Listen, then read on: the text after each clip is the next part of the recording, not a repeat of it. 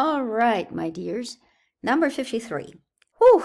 If you knew what lively discussions physics enthusiasts on both sides of the pond had over this problem, you would probably have a chuckle.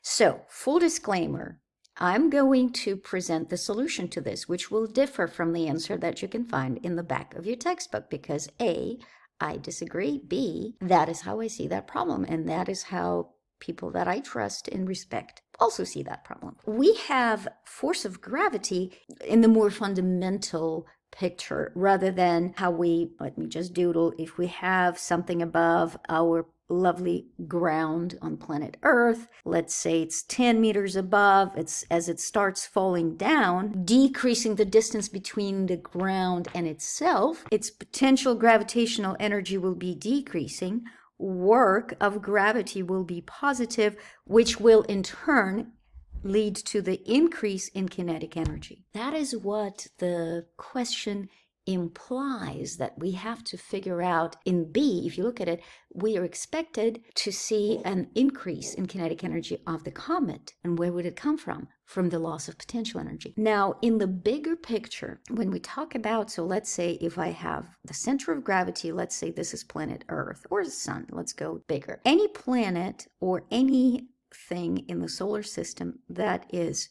moving away from the sun has to be propelled by something. Work against gravity needs to be done, which would lead, just like in this case, if I'm lifting something above the ground, I'm increasing its potential energy. I'm doing external work, not the work of gravity, but the one against gravity. That work creates potential energy. So in the big realm, going back to it, if your distance to the center of gravity, and by center of gravity, I'm sorry, I'm misusing this term. I'm talking about the massive thing that creates the gravitational field around it, like the sun or Earth or something that is more massive than the other object. Like in our case, we have the sun and the comet. So the central massive object in the system of two objects, that if I'm talking about the distance to its center, if that distance is infinity, then gravitational energy is considered to be zero. Why is that? Because remember, gravitational energy is directly proportional to masses, but inversely proportional to distance. So if R becomes infinity, U becomes zero. To justify the increase in potential energy to zero, how can I increase to zero? Only if I'm coming from more negative numbers. So when we talk about gravitational potential energy in smaller objects, like right here, I can say this is zero potential energy, then anything above the ground will have positive potential energy. Here in the big realm, in the cosmic space, we're talking about zero is the limit. This is as much energy as we can have, gravitational.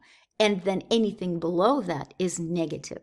So the closer you get to the planet, the more negative your gravitational energy becomes if you are something flying in space. So in our case, what we're looking at is the two objects, the sun and the comet, just for the sake of B. They are a certain distance r between them, or x in our case. They give us this formula, Gm1m2 over x squared. So the distance between the comet and the center of the sun is x. Now, we have the predicament when we talk about this case, force of gravity is mg, and that g, if we are not going into something comparable to the radius of Earth, is not going to change much. But if we are talking about wider distances, more than obviously the radius of the sun in this case, we are talking about the force that is going to be changing. Force of gravity is going to be drastically changing as the distance between the objects changes. I cannot just do force times displacement times cosine. I have to integrate. To figure out work, I'm going to use the formula force, and then we have this beautiful thing. This is work, is the integral of force times dr. If my focus is the comet, again, for the sake of B, I'm going to look at that object. Force of gravity is this way. And then the direction of the R is going to be this. So then I'm going to say that work of gravity is going to be written as negative, and the formula for gravity, I'm still going from x1 to x2 because we're going from x1 to x2. Then I have my gm1m2 over x squared dx. And then from there, we're going to continue as work of gravity is going to be gm1m2. It's going to be negative 1 over x when we integrate, and that's going to still go from x1 to x2, negative gm1m2, 1 over. So because it's a negative, I'm going to apply this negative over here. So I'm going to erase it, and it's going to be just 1 over x from x1 to x2, m1, m2, 1 over x2 minus 1 over x1. That in turn will get us gm1, m2, and then we can do x1 minus x2 over x1 times x2. Knowing that x2 is less than x1, that's how we're going to find that the work of gravity in this case is positive. That's why kinetic energy of our comet is going to increase. Work of gravity is positive, gravitational energy is lost. We're getting closer. We are reducing the distance, which increases the absolute value. But remember how I said in the beginning that U out in infinity is 0, U gravitational is 0. And then as you get this in this direction closer to the source of the gravitational field, it drops not in absolute value, but in the negativity. We get more and more negative gravitational energy, as opposed to what your textbook gives you in the end. It should be x1 minus x2, because otherwise we're going to end up with a negative work of gravity, which makes no sense because we have loss of potential energy. Question B, we need to figure out the speed of that comet if at the moment when it's at the orbit of Mars, which is farther away from the sun, it's 3.510 to the 4th meters per second. By the time it gets to the orbit of Mercury, what is its speed? Again, we are obviously expecting it to speed up. Force of gravity is doing positive work. We are losing or going towards more negative potential gravitational energy in the system, right? So where is that gravitational energy going if it gets more and more negative? Oh, it's going into kinetic. Boom, boom.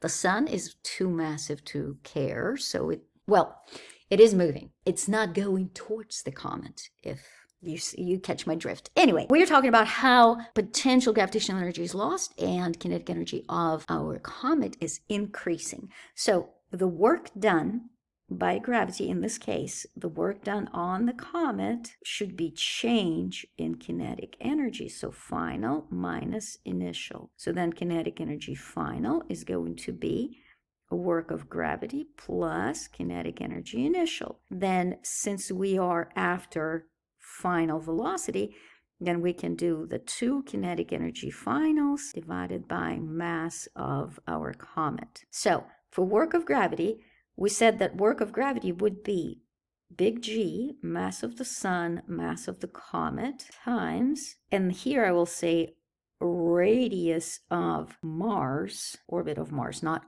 radius of Mars, I should say, minus radius of the orbit of Mercury over radius of the orbit of Mars times radius of the orbit of Mercury. That will be the work of gravity. This contraption right here is work of gravity. Then we have plus mass of the comet, V initial of the comet squared over 2 should be equal to mass of the comet, V final squared of the comet over 2.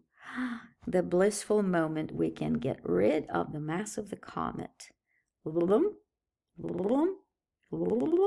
will double everything to get rid of the denominator. So then just root the entire thing. Our final answer would be V final would be a root of 2, 667 10 to the negative 11 times 1.99, 10 to the 30th times. So one of them is 211 and one of them is 2 to the 9th. 228 minus, what is it, 579? All of that times 10 to the 9th, and then divided by 228 times 579 over, now this is 10 to the 20th, plus 3.5 squared times 10 to the 8th. Trick here, I'm not going to put all of this into the calculator. This will be 9 over 20, that's negative 11. That's another negative 11. So that's negative 22 plus 30, which is just 8. So here's my trick. I'm going to do 2 times 667 times 1.99 times 228 minus 579, 579 over 228 times 5.79 plus 3.5 squared, all of that rooted times 10 to the 4th, because that would be the root of 10 to the 8th. Let's see what we got. 2142, all of that is 10 to the 4th, so the final answer is 2.14 times 10 to the 5th meters per second.